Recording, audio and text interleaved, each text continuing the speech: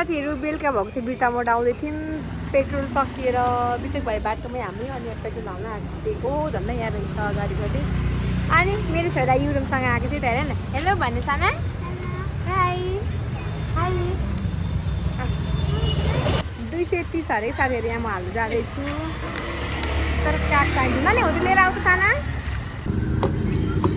ल साथीहरू पेट्रोलको यस्तो महँगाइ छ बाटोमै पेट्रोल सक्यो फेरि ल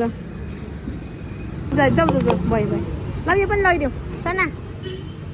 ए ल साथीहरू हामी चाहिँ अहिले पिके हबमा आएको थियौँ अहिले अघि आउनु पर्ने म चाहिँ ड्युटीबाट आएर यतिकै रेस्ट गरी बसेको थिएँ अनि छोरा चाहिँ स्कुलबाट आएर टिभी हेर्दै बसेको थियो अनि हामीलाई के मुड छ र अनि हामी पिके हब गएको मास्क खोल्छु त साना ल अब हामी माथि जान्छौँ के कस्तो छ सामानहरू कतिको महँगो छ म हजुरलाई देखाउनेछु साथीहरू यस्तो यस्तो रहेको चाहिँ बेलुका बेलुका भएको छ अहिले चाहिँ बिर्तामोडको नजारा यस्तो छ आज चाहिँ लास्ट डेट अरे ओपनिङको आज फ्राइडेसम्म छ अरे पिके हबमा ल हामी भित्र जाँदैछौँ यो त यता हेर न है हावाले पो हान्दो रहेछ नि यो त हावाले हान्थ्यो हावाले हान्थ्यो तिमीलाई अस्ति ओपनिङ दिन त पुरा प्याक थियो क्या साथीहरू छ अहिले आज पुरा लुगाको कलेक्सनहरू रहेछ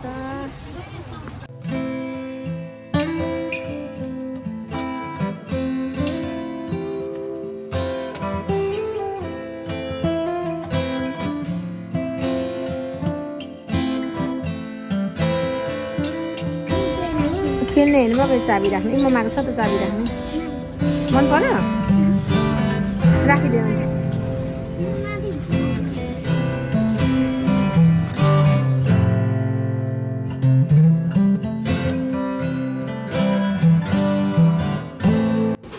ल हामी माथिको फ्लोरमा गएको के छ भन्दा चाहिँ बोइजको रहेछ यहाँ आऊ न ममा पापालाई के लगिदिन्छ सबै बोइज कलेक्सन रहेछ माथि चाहिँ एकछिन सानो म पापालाई केही लगिदिन्छु क्या छोरी आऊ न पख न ओइ लडाउँछ नि यहाँ हेर न के छ पापाले फेरि कलर भएको मात्रै लाउनुहुन्छ क्या यस्तो टी सर्टहरू त लाउनुहुन्न चाहियो कहाँ पाउँछ बेलुन 1200 कति भयो त नि 1200 भनिदेऊ न त सबै जिन्स कलेक्सनहरू रहेछ यो साइड चाहिँ पहिला मेरो हस्बेन्डको यस्तै ड्रेस थियो कि एउटा पिङ्क कलरको सर्ट त्यस्तै रहेछ यो त ओइ हजुर हामी अब अझै माथिको टप फ्लोरमा गएको है हल्ला काला भन्छ यहाँ त बेबीको ड्रेस पो रहेछ ए हाई बेबी यो कसलाई चाहिन्छ यस्तो बुइनीको जस्तो रहेछ ड्रेस त आमाको बुइनी जस्तै अनि केटाको पनि छ त मैले युरोमलाई यो कलर यो खालको हेरिदिएको क्या यहीँ सेट पनि रहेछ हाफ प्यान्ट रहेछ तर अलिक सानो हुँदो रहेछ 1000 ट्याग रहेछ अब निकाल्यो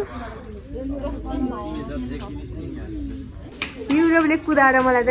एकछिन रुक्नु दिएन एक ठाउँमा त कुदाइ माथि ल्याइसक्यो एउटा सामान हेर्नु पर्यो भने कुदाइ माथि टपमा ल्याइसकेको छ माथि चाहिँ के रहेछ भन्दा फ्लावरहरू रहेछ ए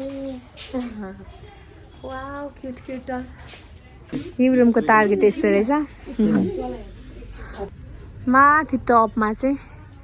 फ्लावरहरू रहेछ फ्लावरहरू साथीहरू यस्तो रहेछ है त हजुर यहाँ बेबीको रहेछ कस्तो राम्रो फ्लावर रहेछ यो त कस्तो मिठो मिठो फुलको कलेक्सन रहेछ साथीहरू लिली पेङ्गुइन रियल रहेछ रियल जस्तै छोरीको लागि चाहिँ टन्नै लुगा रहेछ छोराको लागि चाहिँ लुगै थिएन भेटिन मतलब सुट हुने छोराको लागि चाहिँ तल हेर्छौँ हामी राति भइसक्यो तपाईँ भिडै छ यता चाहिँ घर जानु लागेको साथीहरू हामी चाहिँ बिटाबाट अघि नै घर आइसक्यौँ देख्नु सक्नुहुन्छ राति नै भइसकेको छ नि हतार यस्तो गर्मी भइरहेको छ देख्नु सक्नुहुन्छ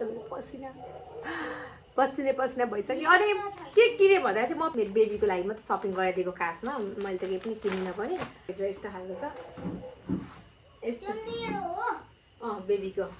अनि मैले चाहिँ यस्तो पेन्ट लिएँ यो पेन्टलाई पर्यो 1300 10% डिस्काउन्ट चाहिँ आज चाहिँ लास्ट हो भनेर हामी चाहिँ गएको थियौँ अनि अरू बेला चाहिँ भ्याइ थिएन अनि अब सटरडे चाहिँ अनि यो के को बेस्ट हो नि मैले चाहिँ 900 ल्याइदिएँ मेरो बेबीको लागि ब्ल्याक टी सर्ट अनि ब्ल्याक यही कफी कलरको पेन्ट यति मात्रै ल्याइदिएँ मैले चाहिँ अनि गरी यस्तो खालको आएको चाहिँ हेर्नु न कस्तो मिठो खालको मकमक सेन्ट आउने अनि एकदम गुलियो पनि रहेछ 2 केजी आफूले यसो हेर्दा चाहिँ अब त्यो भोलि खाइहाल्नको लागि चाहिँ यो ठिक छ भनौँ धेरै दिन राख्न चाहिँ मिलेन मैले ल्याएँ यो स्कुलको साग 50 रुपियाँमा 2 मुठा ल्याएको अनि 100 रुपियाँमा एउटा 100 रुपियाँ भन्नु हुँदै थियो ल्याएँ टमाटर चेरी टमाटर छ घरमा गएर हेर्नु ल खुर्सानी हालिदिएको छु भन्दै हुन्थ्यो 3टा खुर्सानी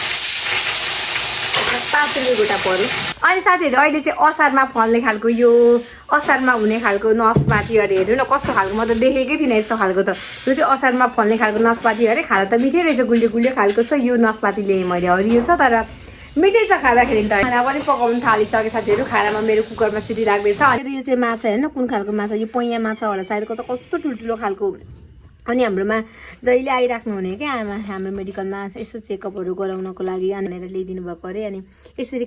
यस्तो फ्रेस माछा थियो भने त हामी त भनेको भए किन्थ्यौँ नि भनेसो यो माछा चाहिँ ल्याइदिनु भएछ अब यसलाई चाहिँ म हल्का उयो गर्छु के भन्छ यसलाई फ्राई गर्छु हल्का फ्राई गरेर अनि खाने आजको भिडियो यसै रह्यो साथीहरू thank you so much for watching keep loving keep supporting मतलब बाई अब चाहिँ रेगुलर भ्लग ल्याउनु पर्छ साथीहरू है त्यस्तो सोचिरहेको छु अब दिउँसो काम भयो भने बिहान बेलुका त आफ्नो फ्री नै हुन्छ घरमै हुन्छ सो त्यस्तो सोचिरहेको छु ओके बाई